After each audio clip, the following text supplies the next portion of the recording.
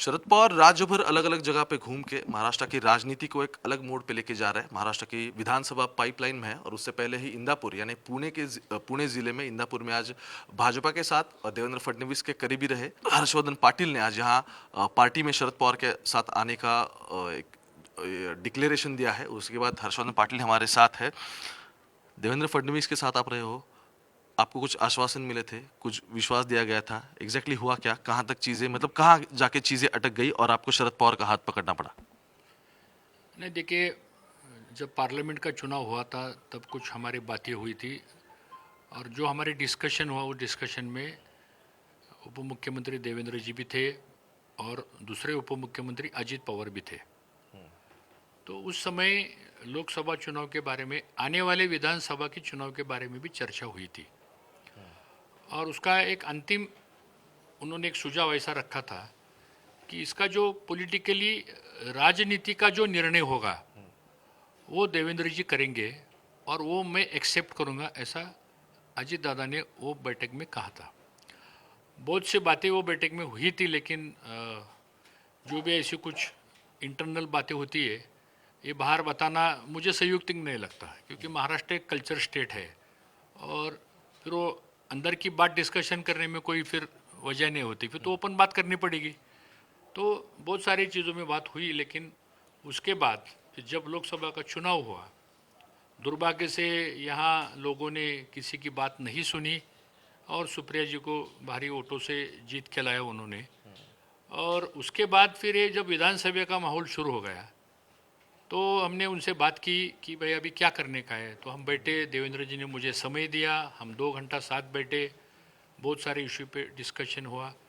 उन्होंने कहा कि मेरे 2 इश्यूज थे। एक पहला इशू था कि इंदापुर का जो विधानसभा का जो चुनाव है इसके बारे में आपको फैसला लेना पड़ेगा और हमारी सबकी मांग है कि हम चुनाव लड़ना चाहते हैं। तो उस पर उन्होंने कुछ फार्मूला निकाले, लेकिन जो फार्मूला थे वो मुझे या मेरे कार्यकर्ताओं को एक्सेप्ट करने की कोई गुंजाइश नहीं थी। और दूसरी बात ये थी कि हमारे लोग, पूरे लोग हमारे कह रहे थे कि आपको शरद पवार साहब के साथ जाना होगा और अभी आज तक आपका हमने सुना है, सालों से हम आपका सुनते आ रहे हैं, लेकिन अभी आने वाले इस चुनाव में हम आपका नहीं सुनेंगे। इस तरह का दबाव हमारे सब कार्यकर्ता, जो हमारे घर वाले कार्यकर्ता है और जो पिछले सालों से मेरे साथ रहे हैं, मेरे पास 10 साल में मेरे पास कोई भी संवैधानिक पद नहीं है, फिर भी ये लोगों ने मेरा साथ नहीं छोड़ा है।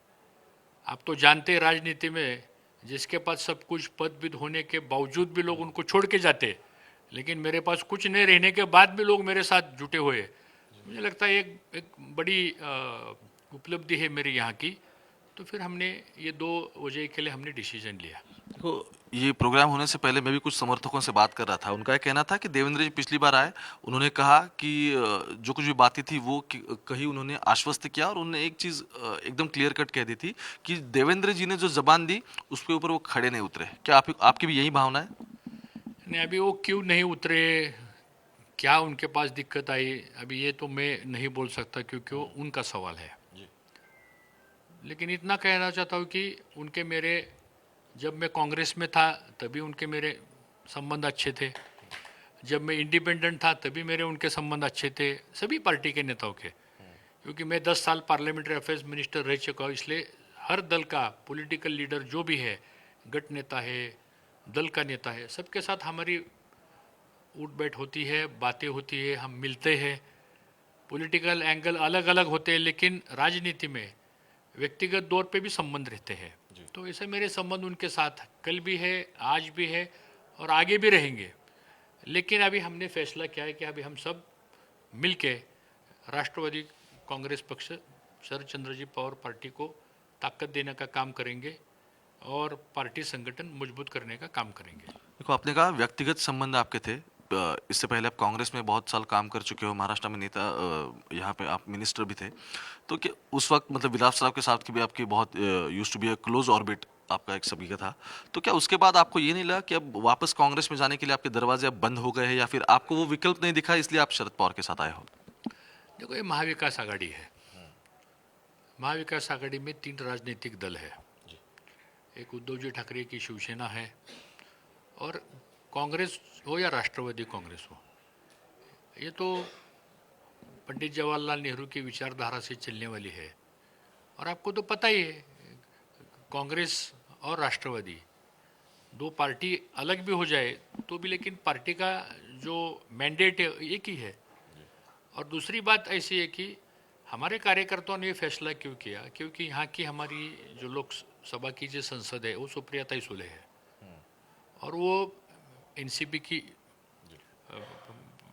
पार्टी की वो संसद है।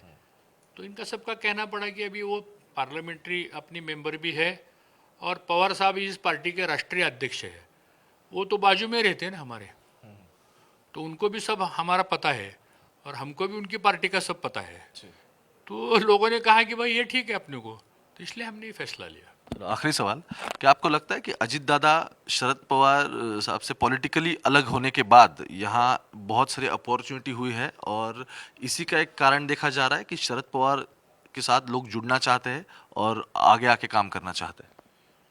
मतलब जो पुराने कुछ भी, क्योंकि आपके भी ताल्लुकात अजित दादा के साथ कुछ इतने अच्छे नहीं थे, ऐसी यहाँ पे चर्चा रही है अक्सर। देखो, ऐसा है कि राजनीति में हर एक का कोई एजेंडा होता है, हर एक के कोई लोकल इश्यूज होते हैं, हर एक के कोई लोकल राजनीति के तौर तरीके होते हैं। तो मुझे ऐसा लगता है कि अभी पवार साहब के बारे में सभी लोगों को एक आदर है कि एक अनुभवी नेता है, और उनके उम्र का, उनके अनुभव का इतना बड़ा नेता तो आज महाराष्ट्र में कोई नहीं है। ये तो अब आपको मानना ही पड़ेगा। तो अगर महाराष्ट्र का अगर अच्छी तरह से काम करना है तो एक एक्सपीरियंस्ड और अनुभवी नेता भी चाहिए, कि जो राजनीति के फैसले अच्छे कर सकते हैं, जो फार्मर के लिए, किसानों के लिए, दलितों के लिए, मुस्लिम लोग के लिए, जितने भी हमारे जो वीकर सेक्शन वाले जो लोग हैं, उनका अगर अच्छी तरह से काम करना है तो एक एक्सपीरियंस वाला नेतृत्व भी चाहिए। तो मुझे लगता है बहुत से कारण होते हैं, इसलिए लोग जुड़ रहे हैं। Thank you so much. Harshvardhan Patil हमारे साथ थे। इससे पहले भाजपा, उससे पहले बहुत साल कांग्रेस में रहे हुए हैं, लेकिन आज के बाद एक बात साफ हो गई, इस चुनाव में जो आने वाला है असेंबली चुनाव, उसमें वो शरद पवार के एनसीपी से लड़ेंगे, और उनके खिलाफ कौन रहेंगे, तो यहाँ के जो अभी के विधायक है 2 टर्म से पिछले, दत्ता भरणे, जो अजित पवार के साथ है, उनके करीबी माने जाते हैं। तो इस बार का ये चुनाव इंदापुर के लिए नहीं, पूरे वेस्टर्न महाराष्ट्र, पुणे और महाराष्ट्र के लिए बहुत महत्वपूर्ण रहेगा। कैमरा पर्सन गोपाल हरने के साथ में ओमकार बाबले, पुणे, आज तक।